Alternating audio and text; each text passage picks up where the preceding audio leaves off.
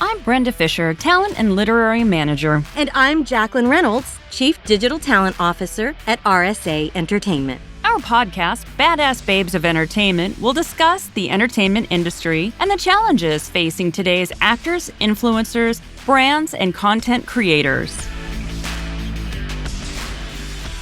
Welcome to the Badass Babes of Entertainment with me, Brenda Fisher.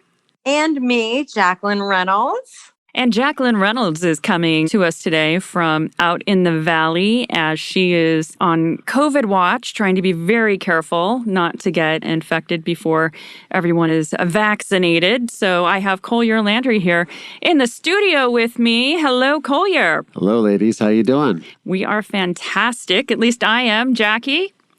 Oh, I'm socially distanced from the microphone right now. Don't even. Oh, don't even, huh? I can give you a squirt of hand sanitizer through the mic. I'm willing to drink hand sanitizer at this point. Girlfriend, we have to get over this shit and soon. Get to enjoying our lives again. But we're going to have fun tonight because we've got Collier Landry and he's so darling in every possible way. Oh, thanks. Absolutely. Yes, he is. It's those eyes. He's got those eyes.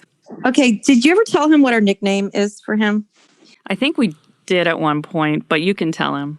Well, you know, if we say it on this thing, then everybody who's listening will start calling him that. So it's like you can't unring the bell. Collier, are you okay with that? I am prepared. All right, go ahead, Jackie. Okay. So Collier has the most mesmerizing eyes of any human creature or any creature I've ever met. But we liken him to other types of creatures like a husky. He's got husky eyes. He does. We call him the husky puppy. Aw. Isn't that sweet? So what a way so to sweet. start our podcast tonight. Right? Let us introduce Collier the proper way, Brenda. Yes. So Collier Landry is fabulous, and he has a new podcast that I am his sidekick on called Moving Past Murder. And we're going to talk about that today, as well as his fabulous documentary that is called A Murder in Mansfield. And you can check that out on Amazon and Hulu right now. And welcome to our show, Collier. Thank you very much, ladies, for having me. This is very cool. We're super excited. We want you to tell us more about what you've got going on. You've been very busy for the last, 30 years or so, dealing with some family issues that not all of us have had to deal with, thank the dear Lord. But from 12 years old, this guy has been through so much, and he has come out the other side just resilient and supporting other people.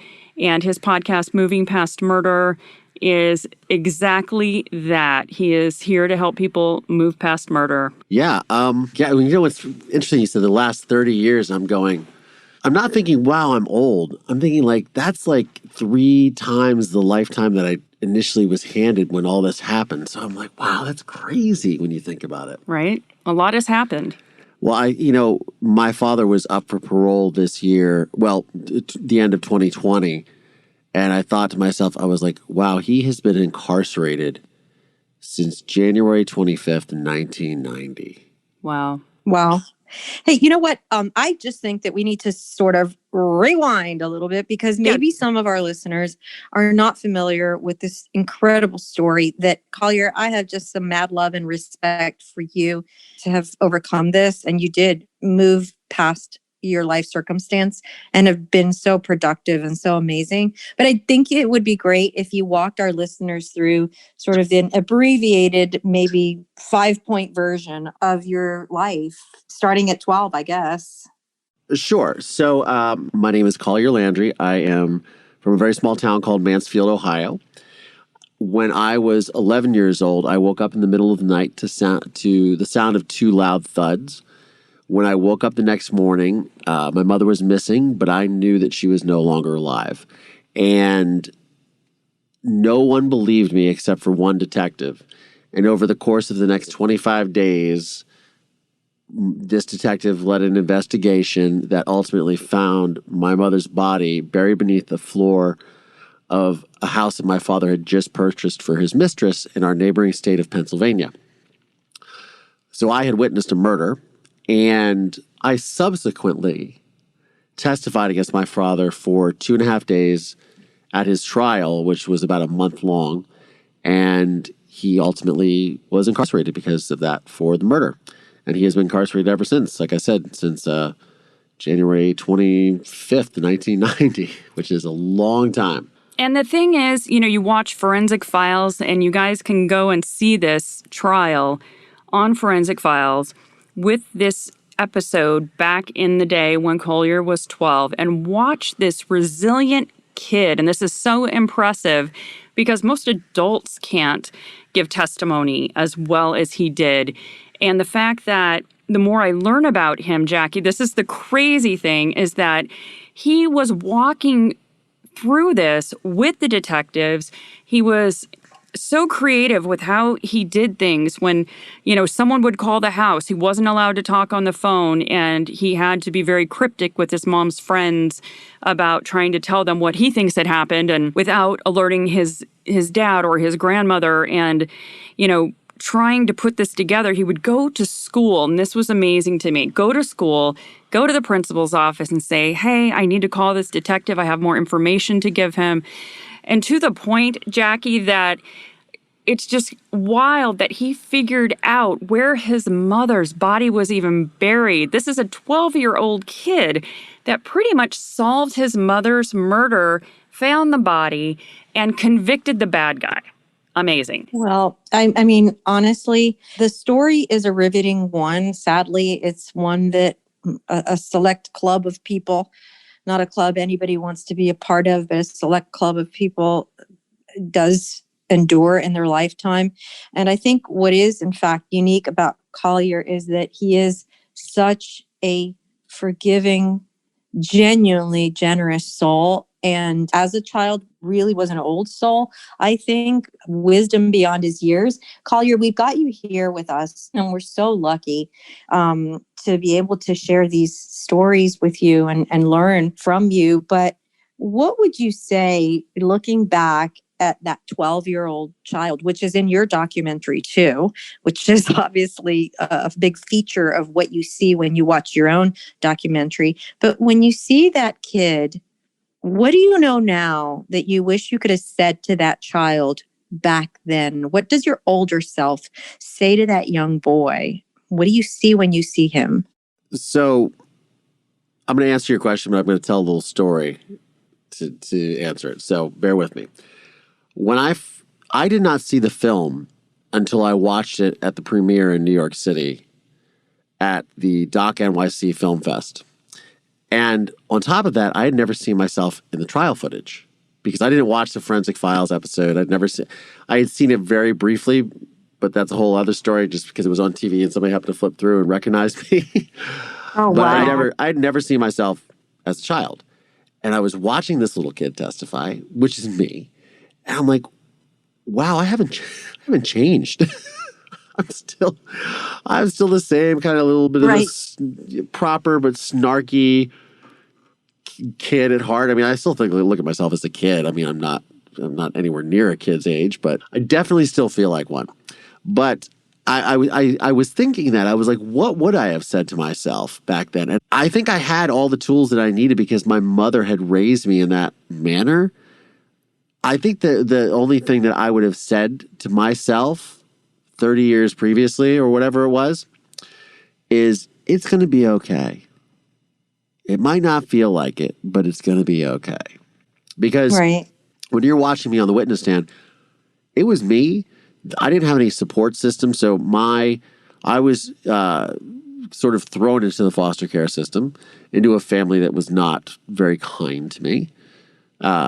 These were not the parents that adopted me, the Zieglers. This was my foster family. Mm-hmm. And they were not very kind people to me. And on top of that, my father's side of the family wanted nothing to do with me because I was going to put my father in prison. And my mother's side of the family had their own issues with my father. And I didn't really know what those were, but, it was something very heinous that he did to their daughters. And so they didn't want anything to do with me. So I was literally alone and isolated because you are the main witness at a trial. I was the only real witness. I heard it happen. I knew my father's behavior because everything else in the trial was circumstantial evidence.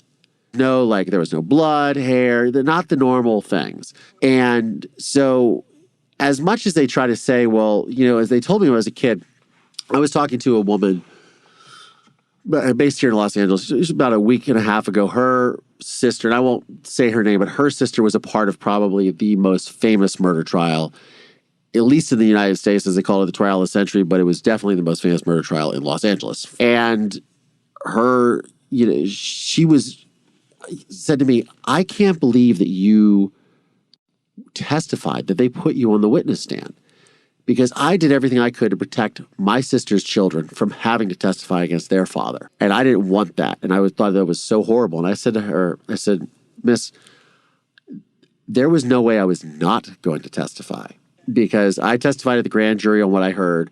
I knew that my father had murdered my mother. I knew when she was missing the next morning that's what happened, because she never would have left me. For me, I wanted justice. And I have a TED Talk, which people can see, but I said, I have this theory about trauma because we as human beings, in a nutshell, we're natural empaths, right? We want to understand why our circumstances happen to us. So when we go through something very traumatic, whether it's whether it's 17 men fly airplanes into buildings in Lower Manhattan, or if somebody hangs out a window of a Las Vegas casino and shoots into a crowd of people, we are always trying to figure out why these things happen. And I feel like to get past this trauma, you have to take the why away from the equation and go into your what now. And for me, that what now started that morning of December 31st, 1989, because I knew that my mother was gone. And now how do we deal with this? And so ultimately, I drove myself through the trauma because I was so determined to put my father in prison for what he did, because I knew it had happened. And that's ultimately what just was my driving force and gave me that sort of head of steam, if you will, to get through it. That's incredible. I was just going to say, it's weird because if I were to sit in front of somebody who had experienced such trauma in their lives and said to them, you know what, it's going to be okay, they'd probably look at me and want to kick me in my head. But coming from you, it really has gravitas and it has meaning and it has hope. And so, I really encourage our listeners to watch Murder in Mansfield. I think it's a riveting documentary. It's really, really well done. And congratulations for getting that done and for telling your story. But I would love to talk about the future, because what's next? What's now going to happen next for Collier is, I think the stars are aligning, Brenda. I really do. I do too. I think the stars are aligning for sure. And his new podcast, Moving Past Murder, is going to touch on, other people's trauma and what they've been through with the same types of situations that he went through. And I think Collier's going to do amazing things with helping people deal with murder and these horrible things that have happened in their families. What Collier's trying to achieve, I really think he's going to make a difference. And I really hope that our listeners subscribe to Moving Past Murder, and you'll be able to find that wherever you get your podcasts, just like where you found us. And we hope that you will subscribe and follow him as he talks to other people and tells their stories. And I know that you have a few people that you're already talking to, and as these roll out, you want to tell us a little bit about what we can expect? Sure. So it's kind of twofold. One of the, and Jackie just touched upon it a second ago, the gravitas of my sort of situation, right? And I was discussing this the other day on another podcast, and we were talking about, they were like, well, how do people approach you? And I said, well, people will see the film and they reach out to me, or I'm in an auditorium where they've just watched the film, and they say, it's always something to the effect of, man, I thought my life was, choose your profanity, messed up. But yours, man, I don't mean to sound crass, but wow, you've been through some stuff. And I'm like, yeah. And that's one of the great things about the film is to show people that you can go through something that is so heavy, you get to such a breaking point and be able to come out the other side. And even though I don't want to be like, hey, my trauma is the worst in the room, but a lot of times it is. And that puts me in a unique place where I can relate to people because I can be like, I've been through it. And they're like, yes, you have. So they listen to me and they open up to me. So to take that a step further, I made the documentary to tell my story, to honor my mother, and to continually move myself through dealing with this situation and impact like one other life. And it ended up impacting tens of thousands of people that message me all the time on social media, talk to me when it's screening somewhere. And I thought, okay, well, what could I do next? Like, what's the next step for me? Well, the next step for me is then to actively go out and use those tools that I've developed to help other people. So I started the podcast, Moving Past Murder, to discuss these things. And I was just interviewed by a young man whose father was murdered when he was 3 years old. And we were on a podcast to talk about camera equipment because I'm a local 600 director of photography. So we were talking about geek stuff, and then he hits me with this. And so I'm going to talk to him on the podcast. But using exploring the tools of natural human resilience, because I'm fascinated by this, on how we actually do move through these things. So Moving Past Murder is the next extension of a murder in Mansfield, but me actually helping people and talking to them. And it's twofold. I have a docu-series that I've also created, which I'm working on right now, to show the visual interpretation of all this, to go hand in hand with the podcast of exploring people who have been through these really heinous crimes and ultimately help them lead to a point of closure that they have not been able to achieve. And using my sort of acumen in that arena to help them do that. I want to make sure that we are sharing this in particular with our listeners. And that is, look, I don't think that Collier is setting out to be an armchair mental health professional or something. I think that from human to human, to really connect with another person who has been through the ringer and back is the key part. There's something that nobody can offer except for somebody like Collier Landry. And I just feel that in itself is very unique. So while we're not trying to sort of position this as taking the place of the mental health community, no. Not at all. I think it's just therapy at all. Absolutely. Absolutely. And I think that we should remind our listeners that in itself is extremely important to self-care that way. Absolutely. Absolutely. And if people are feeling that they are approaching that point where their despair has hit them in such a wall, they should seek the help of a professional, because that's a very serious thing, especially in these times that we're in. Depression is very serious.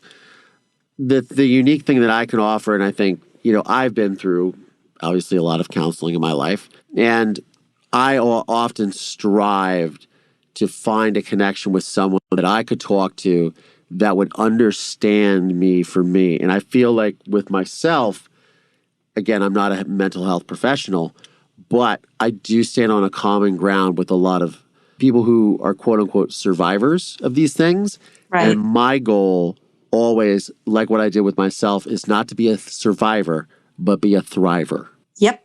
Absolutely.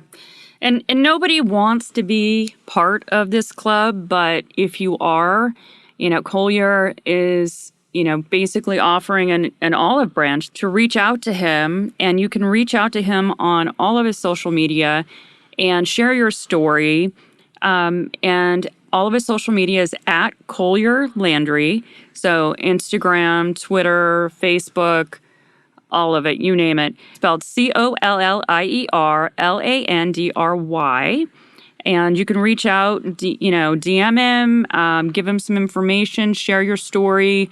He definitely wants to hear from others who have been, touched by this type of tragedy in their lives. And, sometimes it just really helps just to know that there's somebody else out there and you're not alone, and someone else has walked this and has been through this. So thank you so much, Collier. I want to just add one thing. Sure. One of the things that I was able to do, which was really cool growing up when I was a teenager, is I would go to adoption support groups, because I was adopted when I was 13, obviously. And I would go to these adoption groups. And one of the things when you're adopted, at least at that time in Ohio, you were handed, when you turned 18 years old, a folder. Like, they could show up at your door, somebody from the state, "Hi, nice to meet you, Brenda. Here's a folder." And you go, "Okay, what is this?" And you open it up, and these kids find out that they're adopted. And then they go off the rails. Yeah. When I was in these groups with these kids, because they all knew my story, I was able to have such an amazing impact on them, because they would be like, "Okay, hold on. I don't have an excuse to behave like this, because this guy's family was just torn from him." And all I did is I had these loving parents that, quote unquote, lied to me and never told me that I was adopted. And so I've decided to be a juvenile delinquent or drop out of high school or whatever it is. And I was able to really impact some lives. And I think at that time, so I was, 16, 17, 18, I realized that I could be able to really impact people's lives with my story. And that was super cool. And that was ultimately the impetus that led me out to California. Well, that and the weather, but... Right. Lady. Well, look, we had a conversation very recently, and Collier and I, and one of the key things that he said to me, because I said to him, "What's your goal? What do you want to do?" He's like, "Whatever it is, I just want to enrich the lives of other people." And we probed that. I was like, "Okay, so what does that mean?" So Collier, what do you mean when you say, because I know what it is. You've already told me, and I know I squeezed it out of you, but can you share with this audience here, what does it mean when you want to enrich the lives of others? Well, I believe that we all have a purpose on this earth. And I always wanted to give a narrative to voices of people who were, let's say, outliers, might be the right word. Right. That we, because for me, and this was, again, the impetus for making the film, I felt very strongly, and this is when I approached, I had seen a movie in 1999 called American History X. And it's a fantastic film if no one has ever seen it. It's top 5 American films of all time, in my opinion. But it's about the consequences of violence. And I said, whoever did that film, I want to help me tell my story. Flash forward 10 years later, I end up meeting the producer of that, John Morrissey, who is still a friend, mentor, Hollywood father figure. To me, we are still friends to this very day. And he was my co-executive producer in Murder in Mansfield. And I said, I want to give a narrative voice to these people, because we as a society do not, the victim is dead, the bad guy goes to prison, the gavel hits, and we say next, and we forget about all this. And to be able to examine exactly the impact of these circumstances in people's lives and giving a narrative voice to people like that is something I'm so passionate about, because not only does it help myself, it helps them, and it helps others learn about this. And now, PTSD has become one of those buzzwords, probably in the last 5 to 10 years of PTSD, because we have combat veterans coming back from overseas and things like that. So this is non-combat PTSD. But it's still the same thing. You go through these traumatic experiences. Now, whether it's as drastic as mine is, I certainly hope not, we have to adjust, and we have to, because your body stores these traumas physiologically, right? And we have to find a way to move through them or move past them. Yeah. And that has become my ultimate thing, to just really be able to impact the lives of others in that way and find a common ground between this. And like I said, go from being a survivor to being a thriver. Totally. So I want to talk about your thriving and your next steps here, because the minute Brenda and I saw the Murder in Mansfield documentary, and I looked at this person and I thought to myself, oh my God, I would love to get in touch with this person. This is no joke whatsoever. I thought to myself, I'd love to get in touch with this guy. He is amazing. Like, I need to work with this guy. That was my thought process. Would you not know it? And talk about fate. The very next week, Brenda's having a meeting with some dude. I just, saunter in the room to go around the room to the bathroom. And I see she's meeting with these cute guys. And I'm like, okay, whatever. And so when Brenda finished, we all gave her a hard time about it. And just we're joking around. She goes, "You know who that is?" And I go, "No, I didn't recognize him. It's Collier Landry." And I'm like, no way. Right, Brenda? My mouth, my jaw was literally dragging on the floor. I know. That was so funny. It was super funny. And it's not just that he's a nice looking guy and just a sweet person, but I was mesmerized by his story. And I thought, you know what? This guy could do it all. He can do it all. So we are so absolutely gobsmacked that we have Collier Landry in our roster of talent at RSA. We are super excited by this and see so much opportunity. And to me, I think that Collier Landry is the next John Walsh. All mad respect to John Walsh because I grew up watching John Walsh. I'm from Miami, so I'm very familiar with the trauma and the horrible story that was his life and what happened to his son, Adam. Right. I just think that Collier has not a face for podcasts. He has a face for television and a personality and just filled with so much positivity and joy that we really need to take it to the next level. So I want to talk a little bit about your goals and what our goals are for you. And I want to put that in the universe because I think that when people know you and meet you and see you, they will agree with us.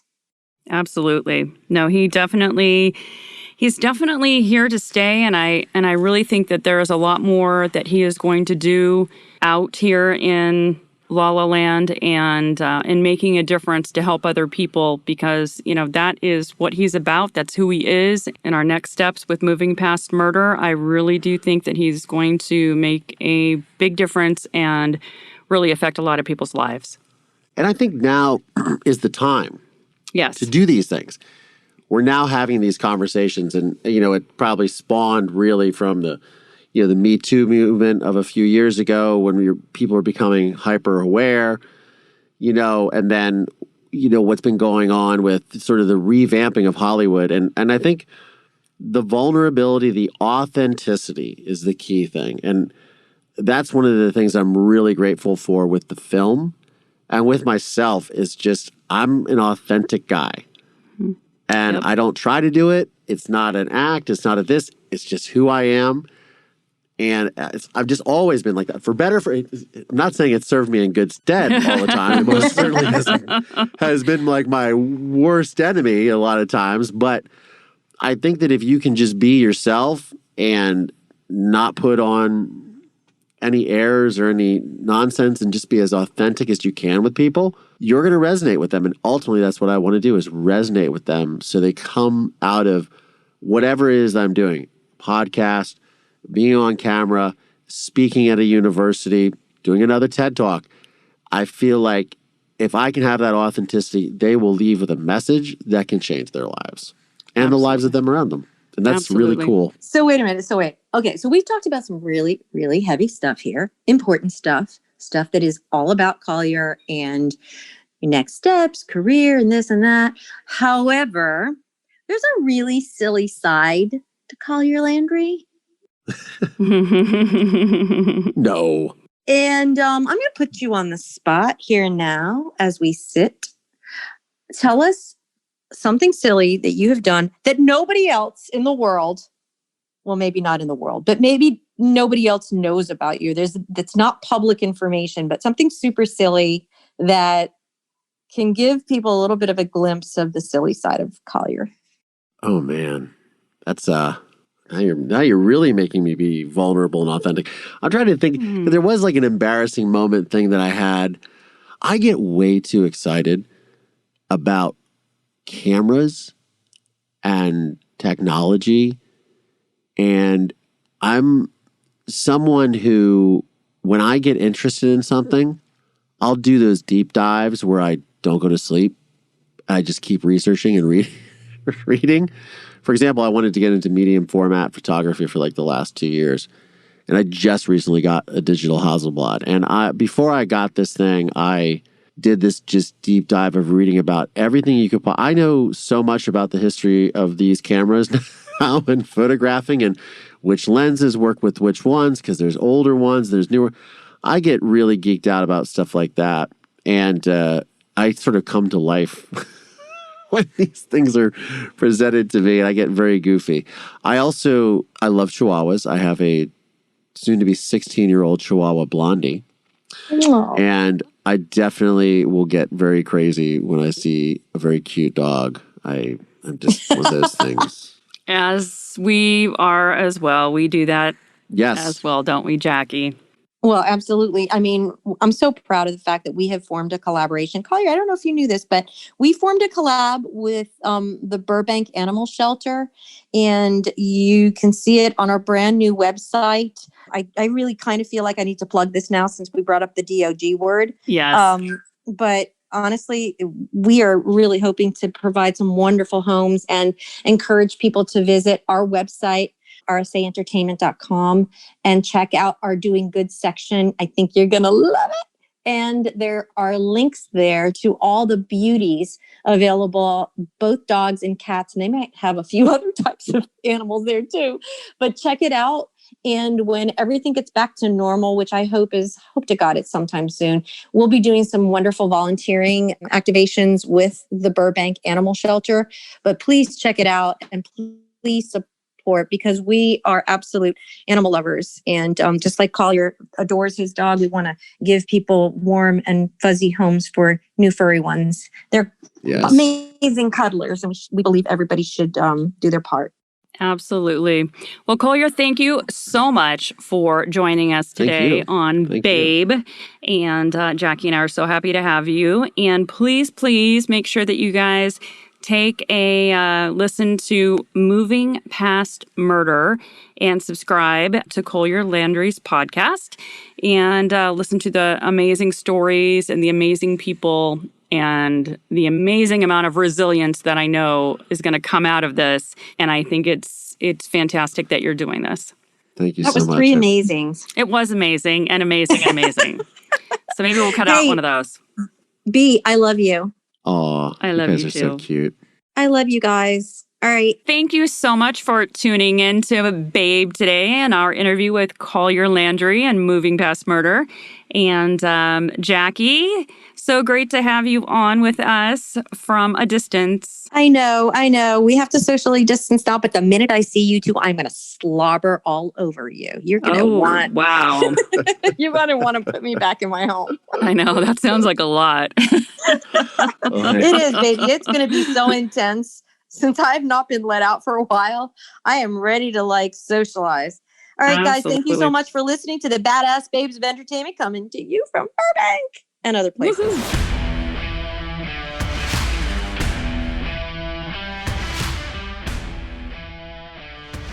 Today's episode was executive produced by me, Brenda Fisher, and Jacqueline Reynolds. Editing by Gina Nuccio and Fitz Harris. Mixing by Fitz Harris. And recording by Herman Villacorta.